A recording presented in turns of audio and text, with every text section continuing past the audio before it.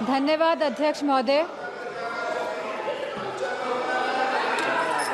धन्यवाद अध्यक्ष। Please sit down. Khan ji, please sit down. धन्यवाद अध्यक्ष महोदय। लोकतंत्र के महत्वपूर्ण विषय पर बोलने का जो आपने समय दिया, जहां हम आज चुनाव सुधारों पर चर्चा कर रहे हैं। इनको बोलने दो, प्लीज लिसन टू हर।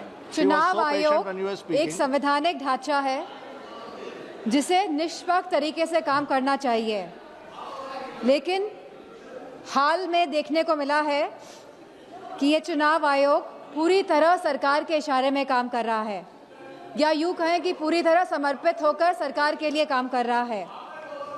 हमने उत्तर प्रदेश के उपचुनावों में देखा है कि किस तरह वोटों की धांधली हुई, कि किस तरह बीजेपी ने मनमानी करी और लगातार चुनाव आयोग को शिकायत करने के बावजूद भी चुनाव आयोग ने कोई भी एक्शन नहीं लिया।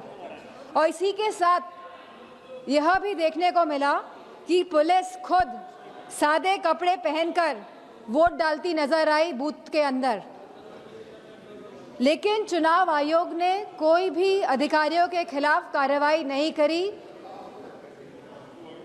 सीसी फुटेज की जब मांग करी गई चुनाव आयोग से, तो चुनाव आयोग ने सीसी फुटेज तो नहीं दिए।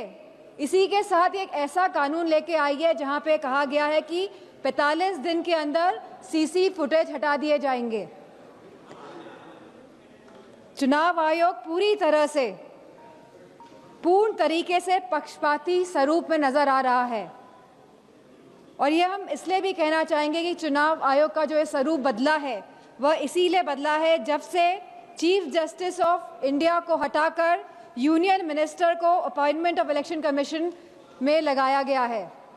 तो कहीं ना कहीं जो बिल पास हुआ दिसंबर 2023 में, जहां पे absolute legal immunity for any action by the election commission, इसके साथ साथ protection from accountability and scrutiny, जो इस तरह का सुरक्षा कवच एक चुनाव आयोग को दिया गया, इस वजह से चुनाव आयोग पूर्ण तरीके से समर्पित होकर सरकार के लिए काम कर रहा है।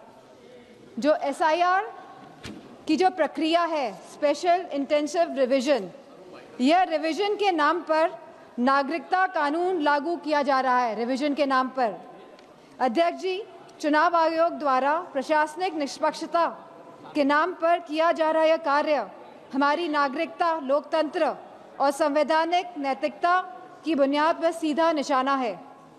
जहां चुनाव आयोग को समय समय पर मतदाता सूचियों के पुनरीक्षण का अधिकार है, और वह ये निरीक्षण करता भी है एनुअल समरी रिवीजन एएसआर के द्वारा, वहीं इस एसआर की अभूतपूर्व बात यह है कि एक ऐसी संस्था द्वारा नागरिकता का प्रमाण फिर से मांगा जा रहा है जिसे कानूनन इसका अधिकार प्राप्त ही नहीं है।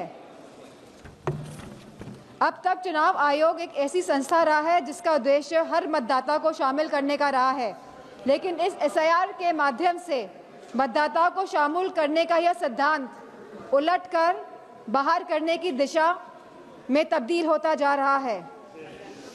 जहां बिहार में एसआईआर कराया गया और लगभग 80 लाख वोटर्स को डिलीट किया गया, और यह सूची आज भी उपलब्ध नहीं हो पा रही है कि 80 लाख वोटर्स आखिरकार कौन थे। वहीं एसआईआर के बाद भी अंतिम मतदाता सूची में लगभग 14 लाख से अधिक डुप्लीकेट वोटर्स पाए गए, और इसमें भी लगभग 3.5 मतदाताओं के दोनों वोटर आईडी कार्ड पर एक ही विवरण दर्ज कराया गया है। अब ये एसआईआर की प्रक्रिया उत्तर प्रदेश में भी चल रही है, जहां बीएलओ को कोई भी प्रशिक्षण नहीं दिया गया है, जहां लगभग 10 से ज़्यादा बीएलओ ने काम के बोझ की वजह से आत्महत्या करी है, और वेस्ट बंगाल में भी लगभग 20 बीएलओ ने आत्महत्या करी है। तो कहीं ना कहीं जहां इन बीएलओ को प्रशिक्षण नहीं दिया जा रहा है, और जिस तरह से ये एसआईआर की प्रक्रिया को अंजाम दिया जा रहा है, कहीं ना कहीं ये वोट काटने वाली प्रक्रिया साबित होती जा रही है।